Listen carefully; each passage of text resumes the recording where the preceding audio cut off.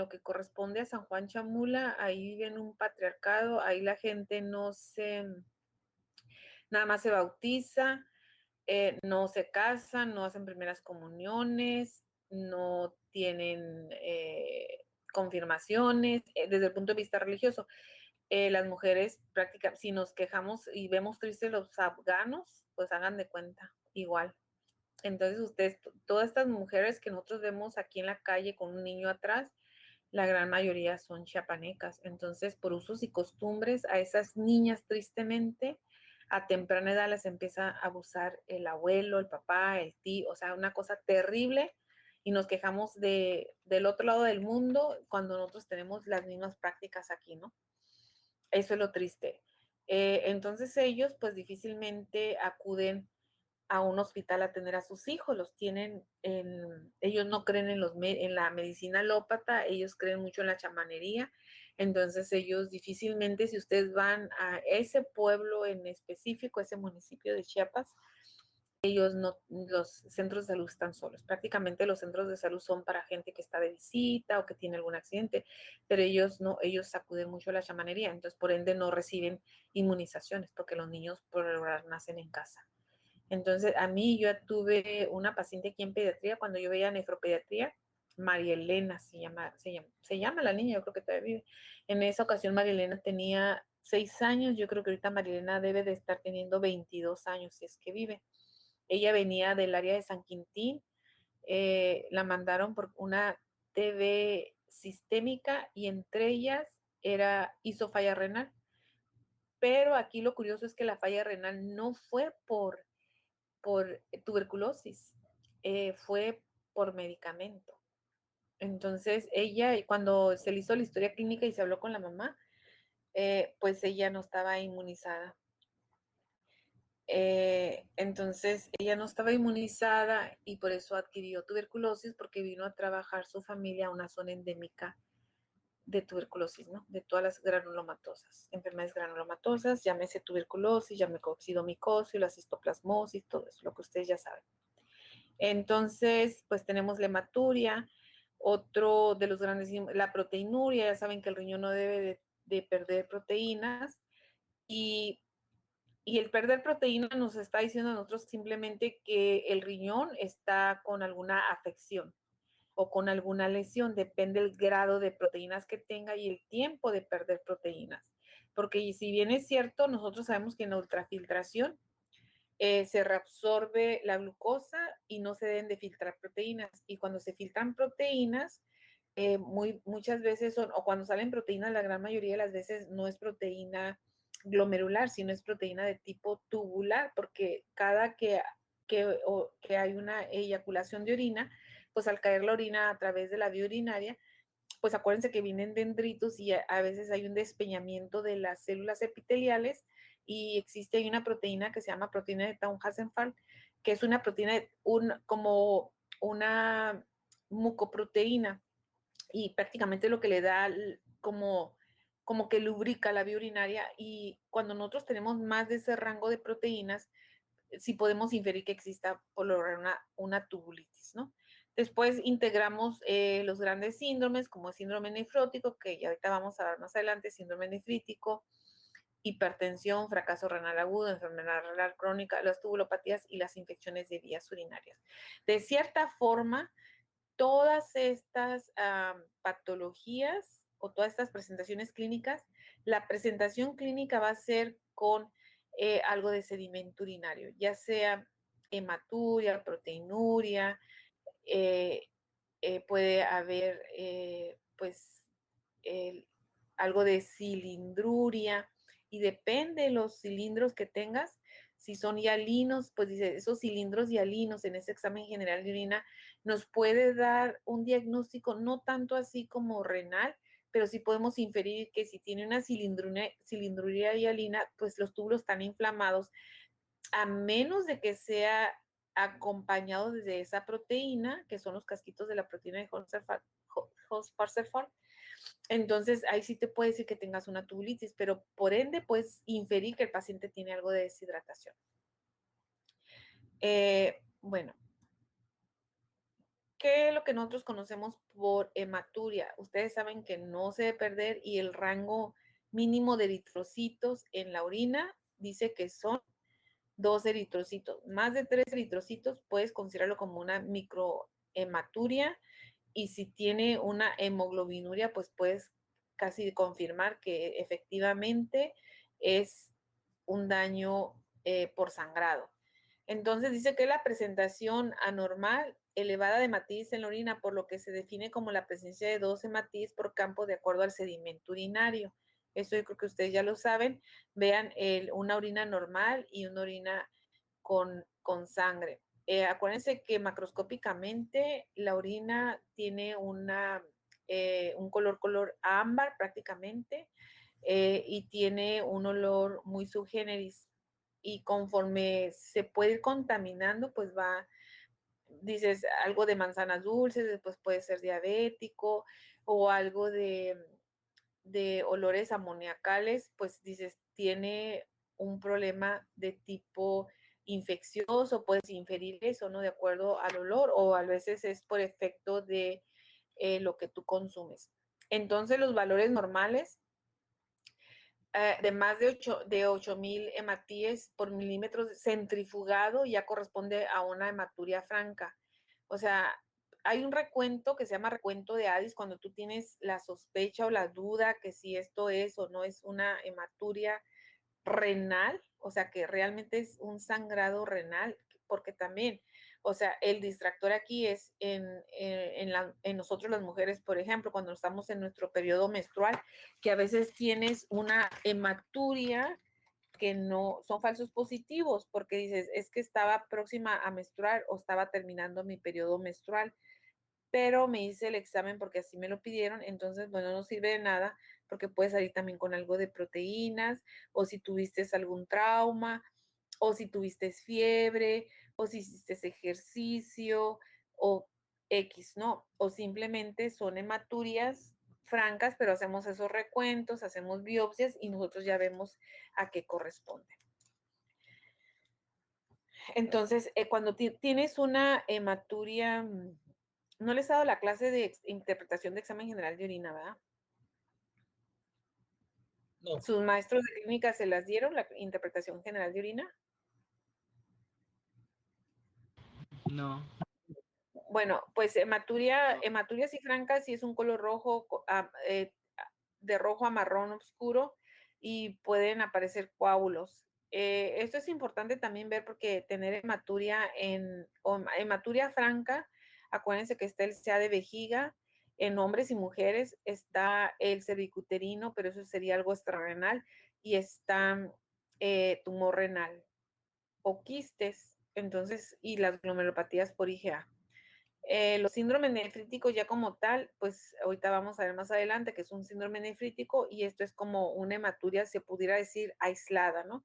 Dice de repente sangro y luego ya normal y vuelvo a sangrar. Entonces cuando tú ya estás protocolizando a tu paciente para tal vez hacer hasta una biopsia si es que no puedes decir de dónde pudiera venir ese sangrado, porque también lo tienes que compaginar con tu química sanguínea y también la sintomatología del paciente, porque a veces los pacientes son diagnósticos fortuitos, simplemente se hicieron un chequeo general, les piden un examen general de orina y ven que tiene sangre y a veces es motivo de referencia a la consulta.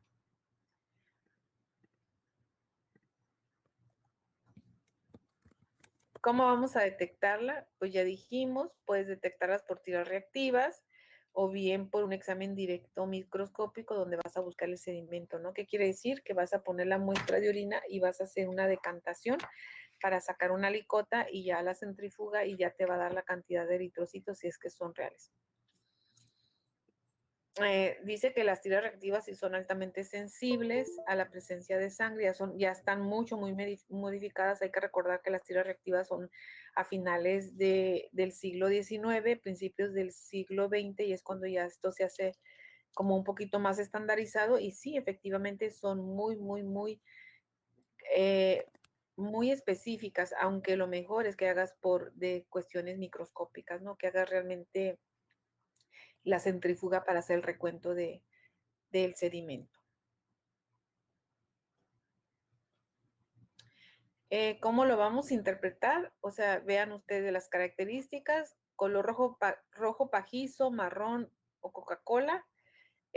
Más del 70% de los hematíes pueden ser dismórficos, existe proteinuria y cilindros celulares, pues prácticamente esto ya te va a decir que tienes un daño propio del glomérulo, porque los eritrocitos dismórficos o hematíes dismórficos ya vienen distorsionados y cuando tú te reportan en un examen general de orina hematíes o eritrocitos dismórficos, tú no hay vuelta de hoja, tú dices, esto viene de glomérulo. O sea, ¿por qué? Porque ya vienen distorsionados. Todo lo que tarda en hacer el recorrido, todo lo que tarda en bajar la vía urinaria, por eso es que se distorsiona. Las causas, pues aquí dice glomerulonefritis primarias, secundarias, miren, la IgA, las vasculitis, enfermedades hereditarias como síndrome de Alport, ya comentamos algo, enfermedad de membrana basal fina, que son anticuerpos anti la membrana basal, son defectos de membrana. Tenemos las hematurias idiopáticas primaria con o sin hipercalciuria. Estos ya son defectos de intercambios iónicos y defectos pero que no te altera la función y se consideran como hematurias de cierta forma benignas. Es que no sé qué me anda picando.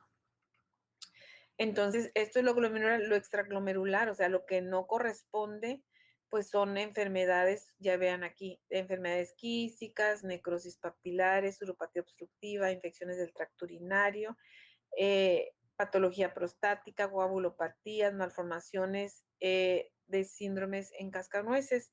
O sea, todas estas enfermedades te pueden dar como primera sintomatología hematuria. Tú vienes porque tu examen general de orina tiene sangre presente y ya sea de micro o macro, ¿no? Y si es micro, dice, pues piensas algo más como de tipo glomerular. Si es algo ya macroscópico, ya piensas en, mira, está sangrando un quiste, o puede ser que tenga algo de tipo obstructivo, que tenga una tumoración, un cáncer de vejiga, algo, es casi por lo regular por la presentación clínica, no sé qué me anda picando. ¿Cómo vamos a evaluar al paciente? Pues ya nuestra historia clínica, ustedes ya saben. Determinar si la hematuria es transitoria o persistente, y acuérdense que hablamos de agudo o crónico más de 3 meses, ¿no? Si es más de 3 meses, ya hay que tener cierta vigilancia estrecha porque puede ser algo ya crónico. Las causas más comunes de las transitorias son las infecciones, la litiasis, las neoplasias del sistema urinario y la fiebre elevada de cualquier origen. O sea, acuérdense que la fiebre puede reventar los eritrocitos y puedes tener hematuria.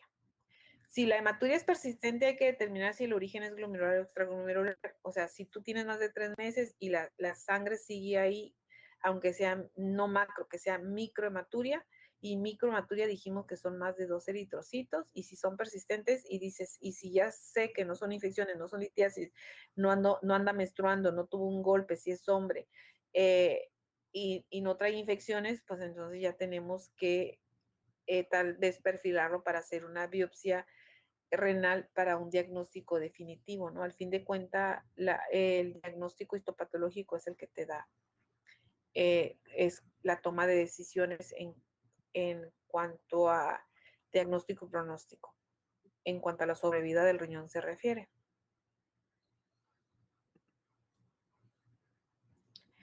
Envían ustedes las causas de hematuria primaria nuevamente, nefropatía por IgA, nefritis hereditaria, el Alport. Por ahí alguien de ustedes ya vio un paciente ya trasplantado con síndrome de Alport o enfermedad de Alport.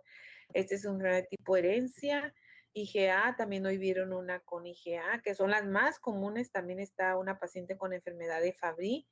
De las enfermedades lisosomales de las raras, pues ya ni tan raras, solamente hay que pensar en ellas, ir a buscarlas y ahí van a estar. Las membranoproliferativas, que cursan con hematurias. Las glomerulonefritis rápidamente progresivas, las que son por infecciones, por ejemplo, las hepatitis B, C, HIV. Ya por ahí también vimos un paciente seropositivo que tuvo una lesión renal aguda. No se hizo así como tal el síndrome nefrítico y salió seropositivo a HIV.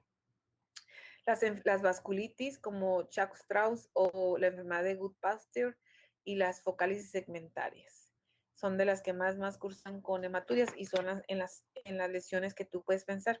Cuando hablamos de glomerulonefritis secundarias, pues a hematurias persistentes, pues podemos pensar en los lupus, infecciones postestreptocóxicas, por eso antes cuando se hablaba de síndrome nefrítico, hasta los textos decían postestreptocóxica y la relacionaban síndrome nefrítico igual a postestreptocóxica igual a infección por estreptococo y querían que todos los pacientes fueran haber tenido infecciones de tipo faríngeo. Decía, es que usted tuvo, no, es que nunca me enfermo, y a fuerzas querían que tuvieran, pero no, ya vimos que otro tipo de afecciones te pueden dar los síndromes nefríticos, no necesariamente tiene que ser los estreptococo y las endocarditis también. Hay pacientes que tienen endocarditis y tienen hematurias.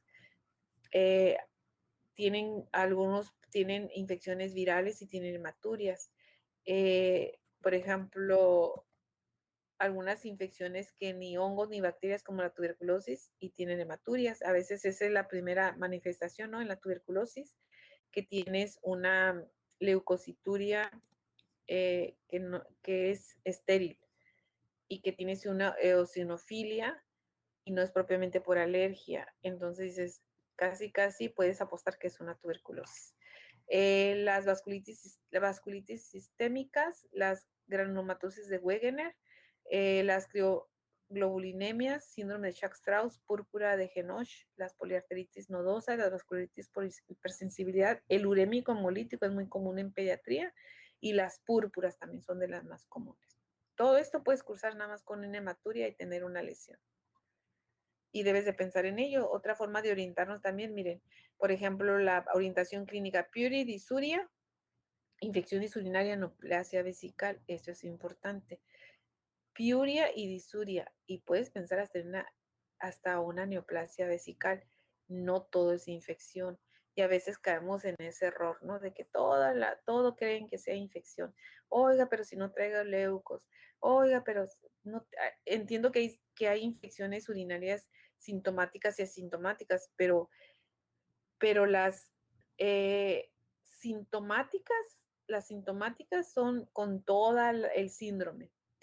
Y las asintomáticas es en los pacientes, por ejemplo, diabéticos, pacientes que están inmunodeprimidos y que tienes tú, por examen general de orina, leucocituria, abundantes bacterias, que ya nada más te falta hacer el urocultivo para saber qué es la bacteria que tiene, o ves exámenes generales de orina con nitritos positivos y tú pues puedes decir que es una infección crónica, que muy probablemente es portadora de Escherichia coli, de Klebsiella, algunas enterobacterias, que son las que más desdoblan los nitratos en nitritos y por eso tú puedes inferir que son infecciones crónicas o que son pacientes inmunocomprometidos, porque Klebsiella es de población inmunocomprometida. Escherichia coli es población general y eso prácticamente en las mujeres es por mala técnica de aseo y en los hombres es por la contaminación ano-mano-boca, ¿no?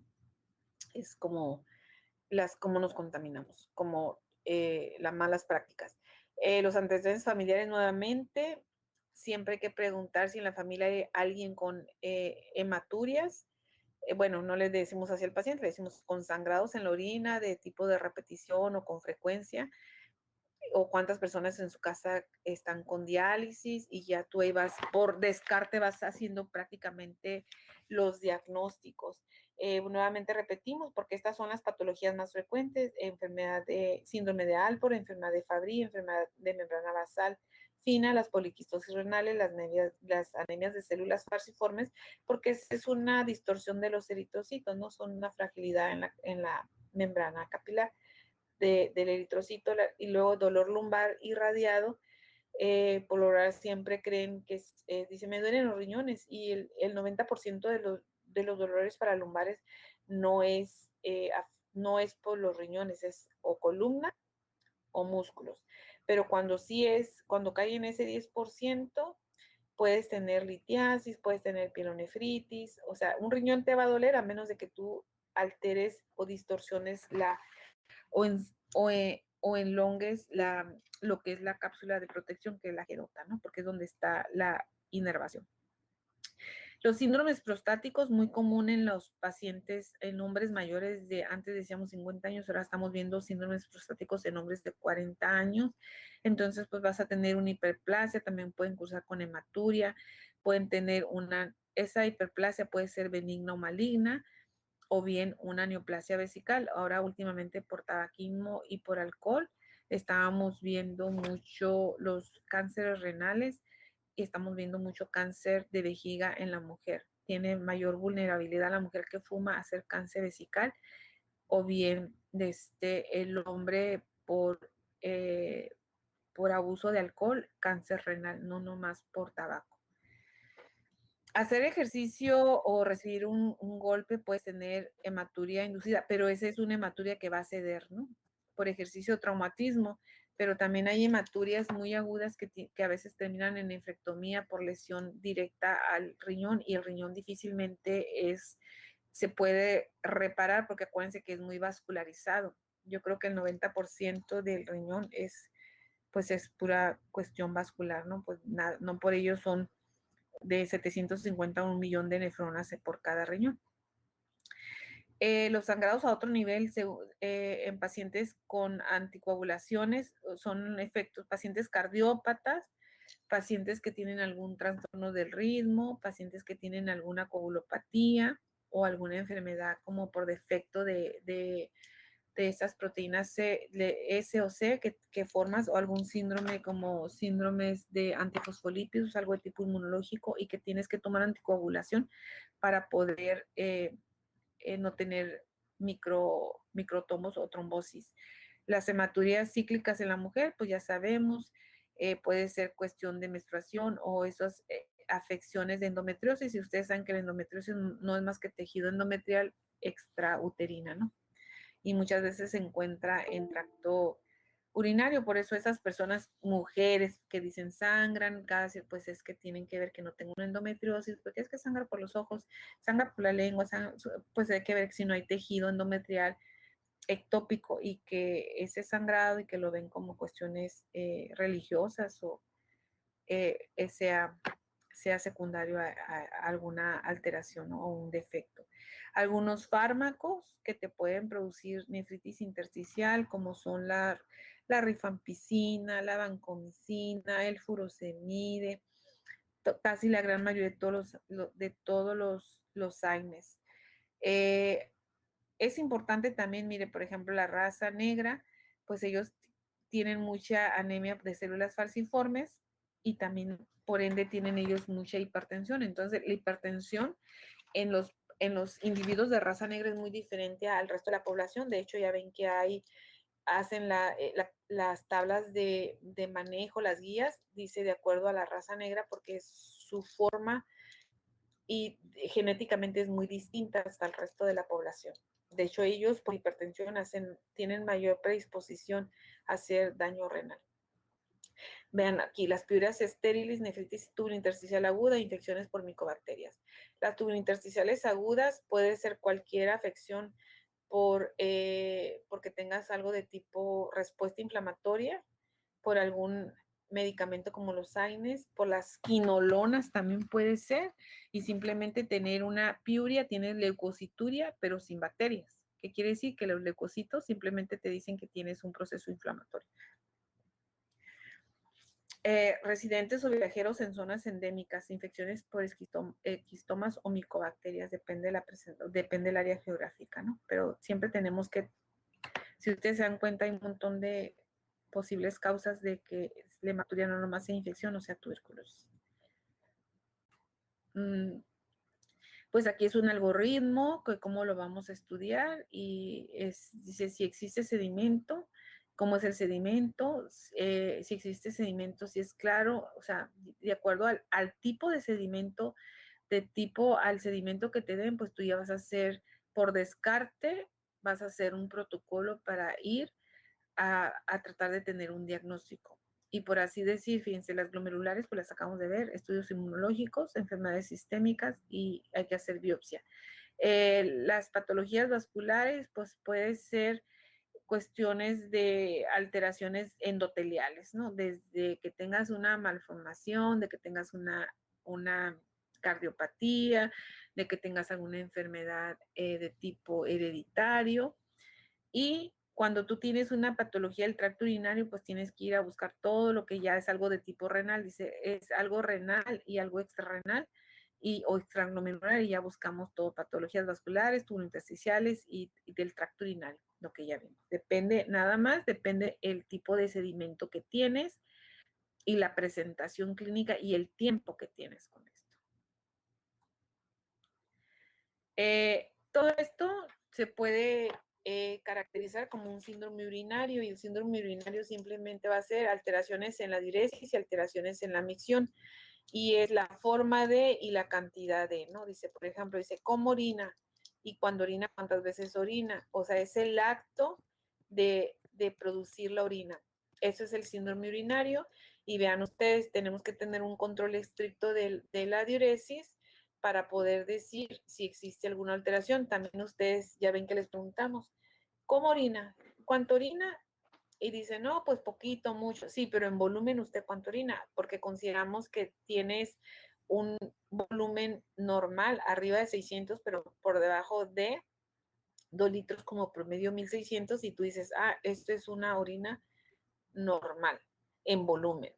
Llamamos poliuria cuando tú orinas más de 3 litros, pero también aquí tenemos que tener cuidado. Por ejemplo, las gentes que son bebedores compulsivos de agua, las que conocen como potomía, ¿no? Que es bebedor compulsivo, que tomas y tomas agua, entonces estás bloqueando tu hormona antidiurética, entonces también tienes que ver que sea algo adquirido, no de tipo renal ni de tipo endocrinológico. La oliguria, pues de 30 a 400 en 24 horas. Y aquí sí, o sea, cuando tú dices orino poco, pero también hay que ver que si su alimentación es pobre, que no tenga edemas, para decir realmente es algo de tipo renal o extranal, hay que revisar al paciente. Y la anuria, pues es aquella orina que está por debajo de 200 mililitros en 24 horas, prácticamente ya no estás formando nada de orina. Dice el número de micciones, aquí ya está. El número de micciones habitualmente son de 3 a 6 y que corresponden de 150 a 300 mililitros cada uno en 24 horas. Y ya les había dicho a ustedes que pueden tener 5 en el día, 5 micciones en el día y una en la noche, y se considera como normal. Ya más de 2 en la noche, mande.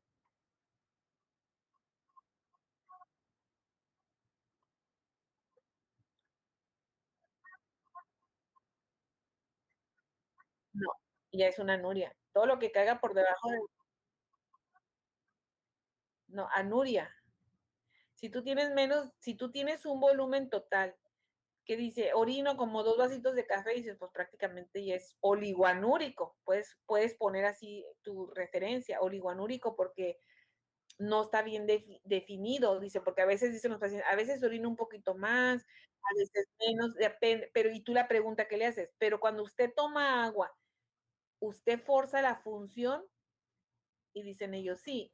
Entonces, pues estamos obligados a pedir una determinación de orina de 24 horas para ver que junte la orina en 24 horas, y tú le vas a decir al paciente, usted va a juntar la orina haciendo su vida o sea, tal cual, porque los pacientes por lo regular, y más los trasplantados, hoy vieron algunos trasplantados, a ti, Ballesteros, te tocó ver la trasplantada que era por IgA, ok, ajá, y ella tiene 6 meses de trasplante, le donó una hermana, malamente. ¿Y cuánto tenía de función? Ajá, tenía menos del 30%, que quiere decir que ya estaba en estadio 4, porque tenía menos de 30 mililitros eh, por día, ¿no? 30 mililitros de función de tasa de filtrado. Con 2 de creatinina ya traía casi 100 de urea, o sea, ya era algo crónico. Y de hecho traía algo de anemia. Entonces dices, esto no es normal, tiene 6 meses de trasplante y ya traes disfunción del injerto.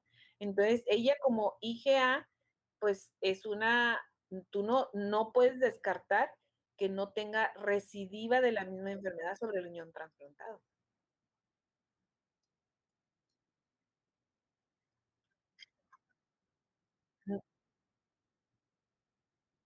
No, lo pones como No, si te dice un vasito, medio vasito, si es un vasito de café, estamos hablando, los vasitos de café que siempre ellos miden son 125 mililitros. Si dicen una taza, son 200 mililitros. Entonces dice, orino como más o menos una taza, dos tazas, pues de 200 en 200.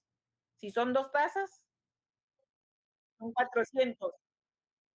Pues es una anuria. No, sí, pero es que, bueno, a ver, es que no nos entendemos. Es que, bueno, es que tú tienes que preguntar al paciente, ¿siempre orina así de poquito o no, orina un poquito más? Bueno, tal vez aquí, mira, aquí, yo creo que aquí estoy mal, aquí le falta un cero, 300 a 400. Yo creo que sí tiene aquí, aquí es un cero, no son 30, son 300. Sí, es que no me había percatado de que falta, de que aquí falta el cero. Ujú. Error de dedo. Eh, Cuando tú tienes un paciente que dice, nomás orino más o menos como un vasito, pues si son tacitas, dices, pues de 200 en 200, como unas 3 tacitas, pues ya son 600 mililitros, dices, está más o menos en volumen normal, pero ¿qué tengo que pedir extra para saber si esto es real o no? Una química sanguínea para ver y los azuados cómo están, porque si él orina 600, 700, menos de un litro en 24 horas, pero le tomo una química sanguínea y veo que su creatinina es normal, su urea es normal, entonces dices, ah, él es porque no toma agua o está mal recolectada la orina. O sea, porque sí suele pasar que te mandan pacientes con tasas de filtrado bajo eh, y dices, pero no tienes daño. Hoy también, no sé si a alguien de ustedes les tocó una mujer monorrena eh, de ni 50 años de edad, creo, monorrena con una tasa de monorrena derecha porque se le quitó el riñón izquierdo por una tumoración que fue cáncer, fue maligno. Y tiene una tasa de filtrado de 73%. ¿Tú crees que esa paciente tiene insuficiencia renal? ¿Qué dice el grupo? Funciona al 75%. 73%. Mm, Pues ¿Qué yo dices? diría que ¿Tiene no. insuficiencia renal? Tendrían que preguntar, ¿y la química sanguínea cómo está? No nomás es el volumen, exactamente. Entonces, Y la cómo está química la química? sanguínea, les voy a decir, la química sanguínea era 0.9 de creatinina. El nitrógeno ureico era 16 y la urea, si mal no recuerdo, eran 32 o 33. Esa paciente tiene insuficiencia renal.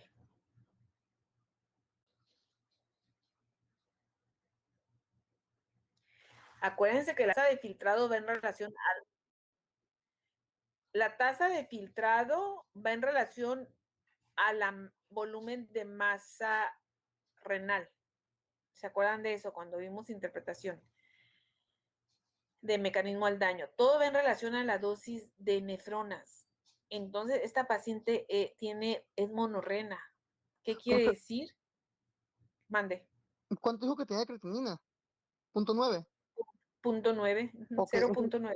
ese sí está en rango, ¿no? O sea, sí está bien. Eso es normal, más que normal. La urea y el BUN están normales también. Ok, y Porque ácido, acuérdense que la creatinina sérica es de 0.6 a 1.2. Muy estrictamente hablamos. ok. ¿Y de ácido úrico El cuánto BUN, tenía? el BUN, lo estricto es de 8 a 18 y tenía 16. La urea es de 18 a 36 y tenía 32. O sea que la paciente no tiene insuficiencia renal, ¿no? No tiene insuficiencia renal, porque aquí, o sea, la mandan, pero dices, tiene una tasa de filtrado baja porque es monorrena, o sea, un riñón está sustituyendo la función de los dos, pero en Ujú. realidad su función correspondería al 100%, porque aunque tiene una tasa de filtrado por debajo de 90, sí, pero esa función, esa tasa de filtrado es lo suficientemente capaz de mantener libre de manifestación o de toxinas o libre de uremia su cuerpo, ¿cierto? Ujú. Doctora, Porque su riñón que tiene lo tiene bien, ajá. Por ejemplo, tengo una pregunta. sí. Comenta que la paciente tuvo una tumoración en riñón izquierdo. Por eso se le quitó el riñón. Pese a, pese a esa Hace ocho tumoración, años le quitaron su riñón por cáncer renal. pero pese a esa tumoración, ¿ese riñón sigue funcionando o estrictamente deja de funcionar o funciona a medio de... Es que le hiciste nefrectomía, le quitaste ese riñón por el tumor. Y nada más le Sí, quitaste el riñón izquierdo y quedaste monorreno, quedaste con riñón contralateral, en este caso el derecho, ¿no? sí, doctor. O sea, mi pregunta es, ¿el riñón, antes de que lo quitaran, sí tenía cierta Era función, funcional, pero su riñón era funcional, nomás se le Ah, quitó por el cáncer. ok, ok. Eso es lo que, ¿Sí me a la duda entiendes? que yo tenía. Ujú. Sí, sí, ya entendí tu pregunta. No, es como cuando quitas un riñón por pielonefritis. Dices, pero el riñón contralateral, pues si tienes pielonefritis en uno, pues tal vez también has tenido infección en el otro, ¿no? Porque es sistémico. Ujú. O sea, es simultáneo. Eh, por eso les digo, cuando se hace una nefrectomía para un donador, no es lo mismo quitar un riñón sano a un riñón enfermo. Aunque esta paciente con cáncer, con antecedentes de cáncer renal, no se exime de que ella pueda tener cáncer en el riñón contralateral, ¿verdad? No es lo común, pero sí se han dado casos. Pero aún así, ella es mujer, es una paciente que está en cambios hormonales, su presión afortunadamente bien, entonces ella nada más la mandan a valorar, pero no tiene insuficiencia. Le hicieron un estimado de un estadio 2 por seca de EPI, pero dices por tasa de filtrado, porque después sí trae una depuración que no se dieron cuenta y tenía 73. Entonces dices, ella no tiene una afección renal, no, ella tiene una nefrectomía, pero la función de su riñón que tiene está hasta este momento normal, porque correspondería al 50% del riñón contralateral, ¿no? Del que se le quitó. Entre los dos haces el 100%. Aquí la recomendación a ella es que tiene que bajar de peso porque tenía como 20 kilos arriba. Entonces, por cambios hormonales, o sea, al tener riñón único no te exime de que vas a tener datos de hiperfiltración y sí puedes tener daño por sobretrabajar tu riñón. Y por eso le conviene bajar de peso y aparte que es mujer, y acuérdense que a nosotros las mujeres las cuestiones hormonales como lo son los estrógenos nos protege de cierta forma. Entonces, eso es lo interesante de los pacientes. No todo es diabetes, no todo es alta presión. ¿Alguna otra pregunta? Por el momento no, doctor.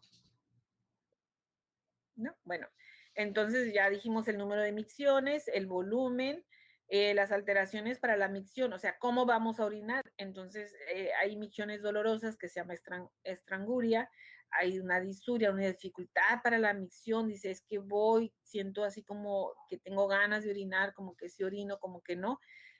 Eso es una disuria. Puedes tener polaquiuria, las micciones frecuentes y escasas, la retención urinaria, la imposibilidad de orinar, eso lo vemos cuando hay algo de tipo extrarrenal, como en el hombre la próstata, en las mujeres alguna tumoración también de cavidad pélvica o algún anexo como son los intestinos, principalmente el recto sigmoides, y también cuando complicaciones o iatrogenias quirúrgicas, por ejemplo en las cesáreas cuando ligan los ureteros, ¿no? Pero eso pues se puede corregir.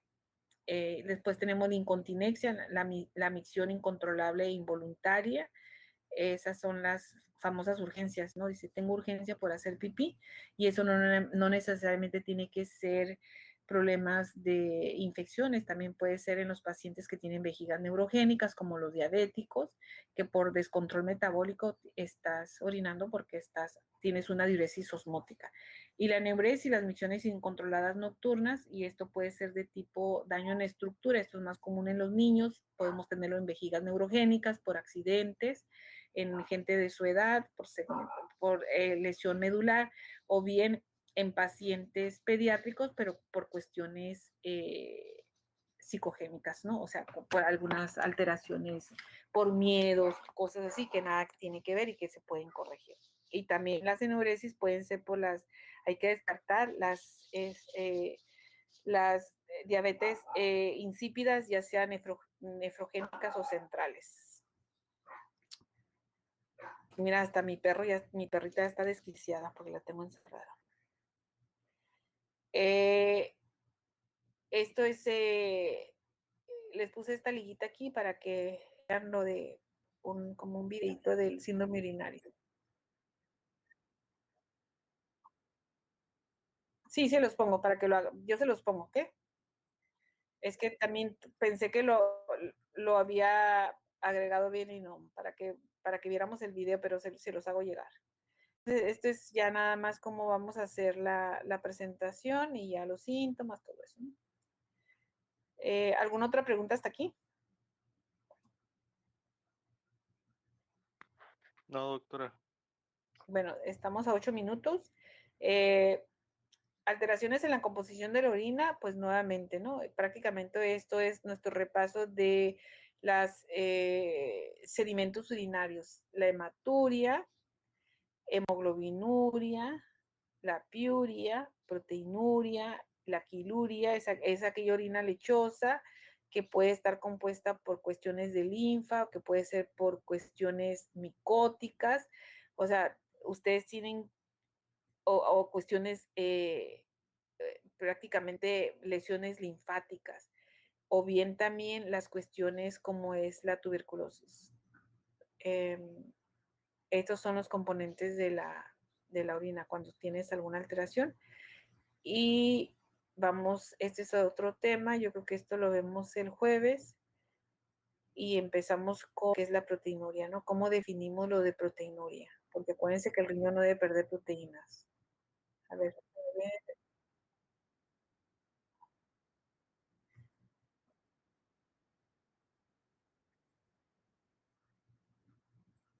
El examen es muy sencillo. El examen lo vamos a hacer el próximo lunes en la hora de la clase.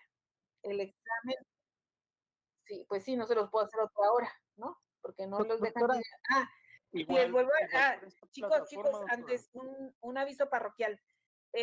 No es obligación que vayan a la clínica. Ya hoy fueron unos y vieron que estamos ahí como muéganos porque tenemos muchas restricciones y me da pena que a veces no haya donde se sienten. Entonces, quien quiera ir un día a la clínica, nada más hay que programarnos para que no se amontonen.